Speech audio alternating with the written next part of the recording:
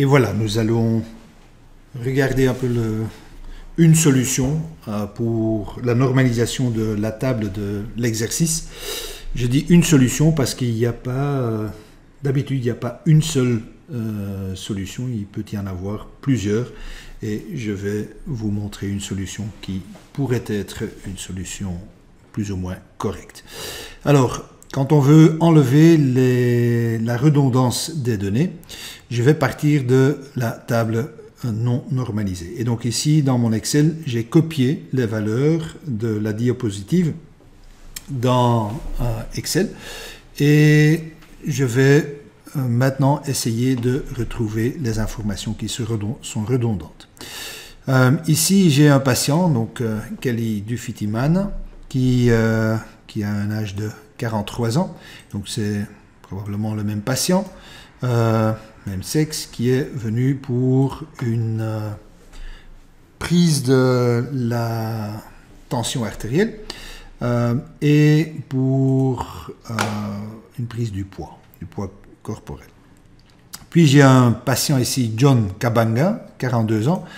Il y a un autre John Kabanga qui est venu, mais apparemment c'est un patient différent. Donc ce n'est pas le même patient ici parce qu'il a un âge différent.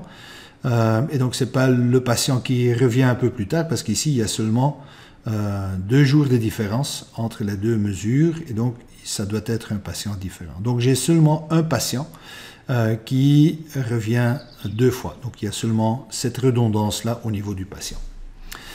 Au niveau des mesures, j'ai seulement 2 mesures ou 2 mesures différentes pour 5 différents contacts.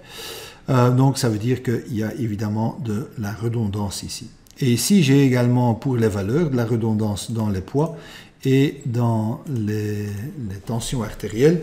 Mais en réalité, on va voir que ça ne vaut pas la peine de normaliser ça parce que le risque ou la possibilité qu'un patient revienne dans l'avenir avec exactement la même tension ou avec le même poids est plutôt faible. Et en plus, on ne gagne pas grand-chose. On va remplacer une valeur numérique par un pointeur, donc en termes de réduction de l'espace disque, on ne va pas gagner grand-chose. Donc, qu'est-ce que ça veut dire? Ça veut dire que pour les patients, on va récupérer les colonnes qui restent stables. Ça veut dire des caractéristiques qui ne vont pas changer dans le temps et donc que je peux mettre dans une table maître.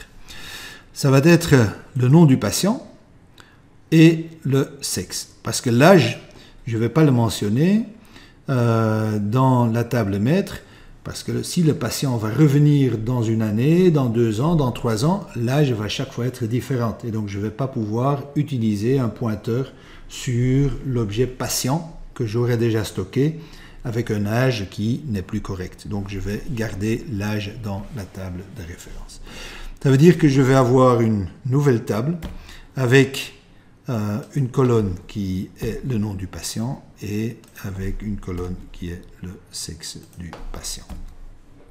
Voilà, on va agrandir ça un peu. Voilà. Comme ça. Pour les mesures, là également, je vais pouvoir récupérer. Donc j'ai le nom de la mesure. Et c'est à peu près tout. Donc ça, ce sont les valeurs que je pourrais, à mon avis, normaliser. Donc je vais mettre ici mon premier patient, qui est le Kelly Dufitiman, avec un sexe féminin. Ah oui, je peux simplement copier. Voilà. Il y a le John Kabanga, masculin. Il y a un autre John Kabanga, apparemment c'est une autre personne, avec également le sexe masculin. Et le William Kabanga, c'est encore un autre patient. Oui. Allez, copier, coller. Voilà. Et évidemment, ici pour mes mesures, j'ai 2 valeurs différentes. C'est le blood pressure et weight, donc le poids du patient. Je vais devoir donner des clés primaires à cette table. Donc ici, je vais mettre ID patient.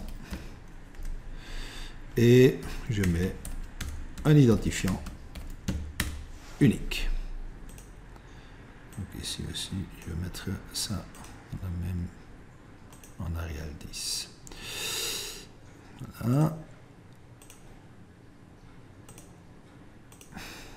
Et là, je vais mettre ID mesure.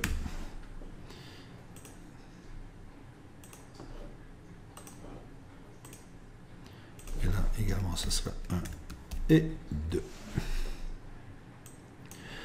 Et voilà, j'ai mes deux tables de référence. Alors, je vais maintenant reprendre ici les colonnes que je n'ai pas encore mis dans les tables de référence. Donc, c'était la colonne âge.